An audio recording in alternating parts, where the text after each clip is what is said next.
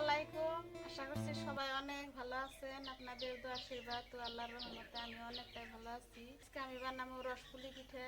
পুলি পিঠাটা আমি সুজি দিয়ে বানাবো। তো এখন আমি সুজিটা ভালো করে মেখে নেব।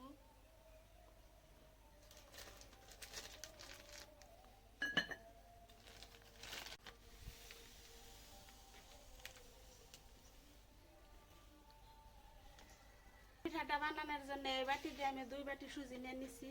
এখন সুজিগুলো ভালো করে ভেজে মাখিয়ে নেব। 2 চামচ ঘি দিয়ে দিলাম।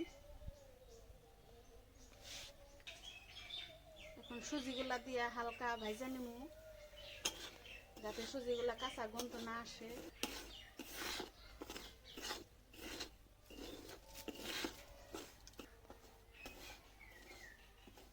এই বাটিতে 2 বাটি সুজি দিছি।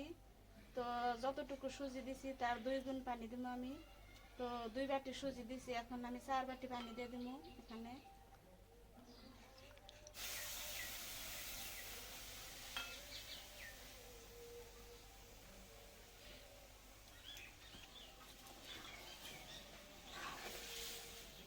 এখন আমি সুজিটা হালকা আছে সিদ্ধ করে নেব ভালো করে। কম আগুনে সিদ্ধ করুন সুজিটা, তা না হইলে পানি শুকিয়ে যাবে, সুজিটা সিদ্ধ হবে না।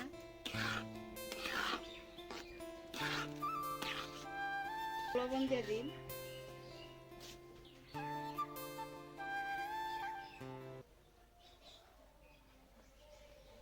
সুজিটা মাখানো প্রায় হয়ে গেছে।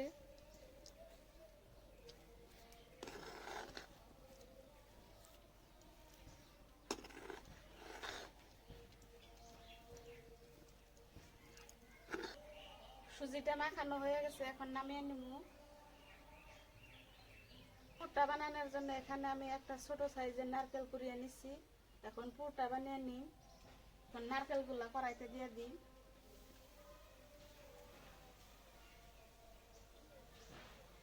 এখানে আমি অল্প গুড় দিয়ে দিই নারকেলের পুরটা বানানোর জন্য।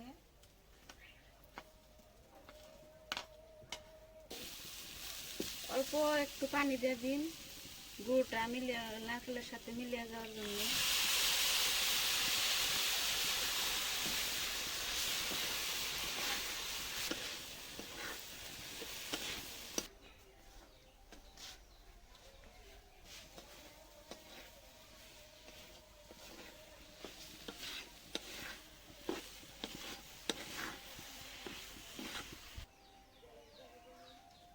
পুরটা হয়ে গেছে, এখন আমি নামিয়ে নিই।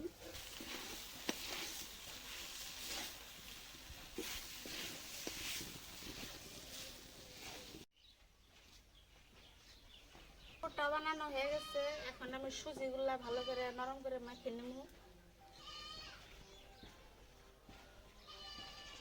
সুজিগুলা ততক্ষণ পর্যন্ত মাখুন যতক্ষণ পর্যন্ত সফট না হবো।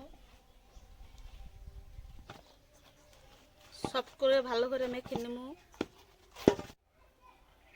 সুজিটা ভালো করে মেখে নিচ্ছি, এখন পুলিগুলা বানিয়ে নিই।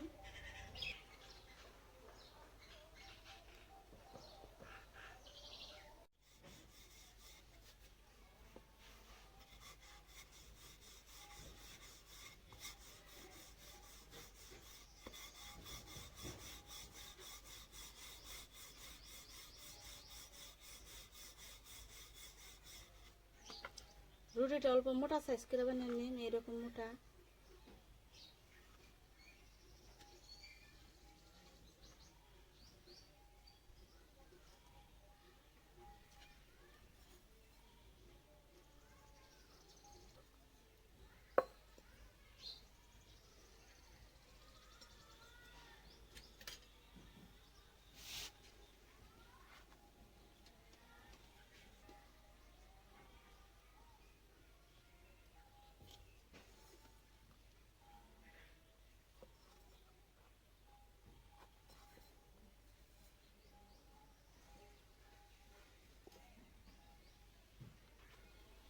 যে কেউ বানাতে পারবে, যে কোনোদিন পিঠা বানা না বানাইছে সেও পারবো।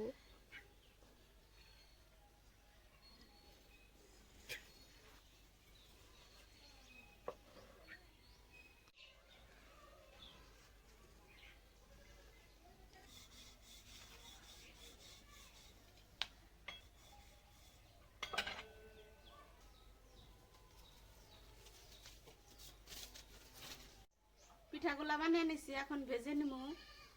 তো পিঠাগুলা ভাজুন আমি সাদা তেল দিয়ে, এখানে চুলায় কড়াই দিয়ে দিচ্ছি, তেল দিয়ে দিমু।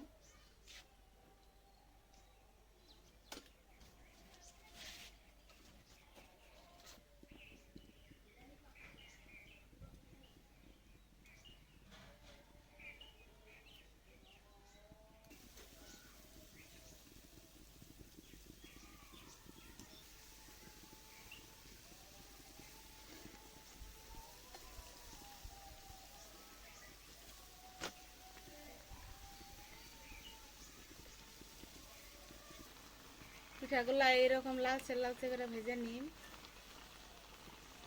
এগুলা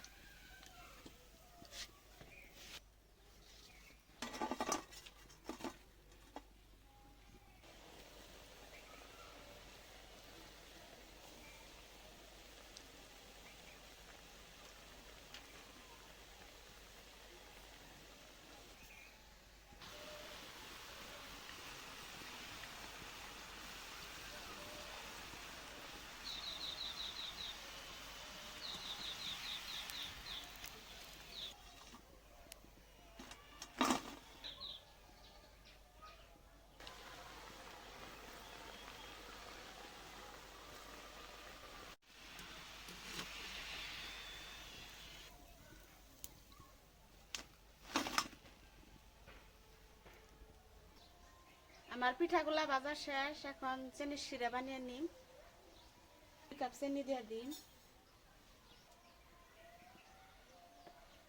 এখানে 2 কাপ চিনির জন্য আমি 4 কাপ পানি দিয়ে দিন।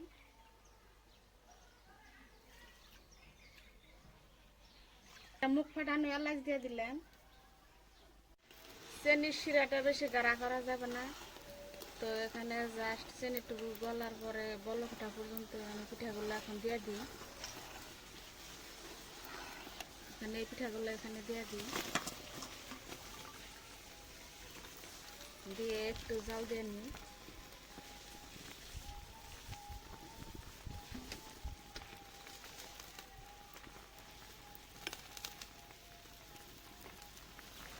এখন এই অবস্থায় আমি পিঠাটা ঠান্ডা হওয়া পর্যন্ত চুলার উপরে রেখে দিব।